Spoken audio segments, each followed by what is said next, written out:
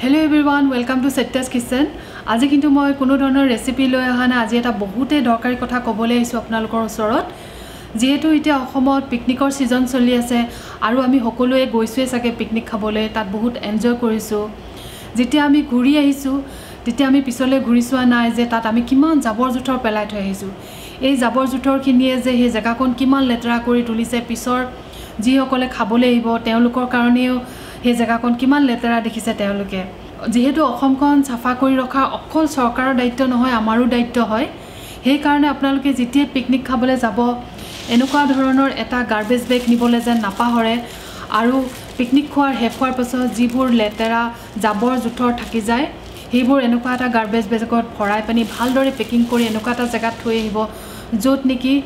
মানে যিখিনি মিউনিচিপালিটিয়ে উঠাই নিব পাৰে অসমত ইমান ধুনীয়া ধুনীয়া জায়গা আছে পিকনিকৰ স্পট সেই জায়গাখিনি ভালদৰে ৰখা ধুনীয়াকৈ ৰখাৰ দায়িত্ব আমাৰ হয় যাতে আমাৰ নেক্সট জেনেৰেশ্যনে সেই জায়গাখিনি আমাৰ নিচিনাকৈ এনজয় কৰিব পাৰে সেইটো কথাত আমি গুৰুত্ব দিব লাগিব এতিয়াৰ পৰা গতিকে এই মেছেজটো আপোনালোকে যিমান পাৰে শ্বেয়াৰ কৰে যেন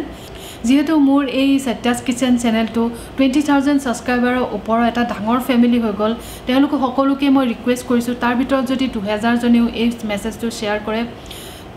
তাৰে 100 জনে এই মেছেজটো দেখিব আৰু তেওঁলোকে পিকনিক খাবলৈ যাওঁতে এটা গাৰ্বেজ বেগ নিবলৈ নাপাহৰে আৰু এটলিষ্ট সাফা কৰি থৈ আহিব তাৰ ভিতৰত 10 জনেই হলে এই কথাটো নিশ্চয় এগ্ৰি কৰিব গতিকে আপোনালোকক সকলোকে মই ৰিকুৱেষ্ট কৰিছো এই ভিডিওটো শ্বেয়াৰ কৰক আৰু আপোনালোকেও যদি গজায় পিকনিক খাবলৈ যাওঁতে তেতিয়া হলে এটা গাৰ্বেজ বেগ নিবলৈ যেন নাপাহৰে আৰু যিবোৰ লেতেৰা হৈ থাকে লেতেৰা কৰে সেইবোৰ যাতে সাফা কৰি থৈ ধুনীয়াকৈ আহে আমাৰ অসমখন এখন ধুনীয়া ক্লিন অসম হোৱাটো আমি সকলোৱে আশা কৰোঁ এইটো কাম অকল চৰকাৰৰ নহয় আমাৰো দায়িত্ব আছে গতিকে আশা কৰিছো আপোনালোকে মোৰ এই মেছেজটো ভাল পাব বুলি আৰু শ্বেয়াৰ কৰিব বুলি Satya's Kitchen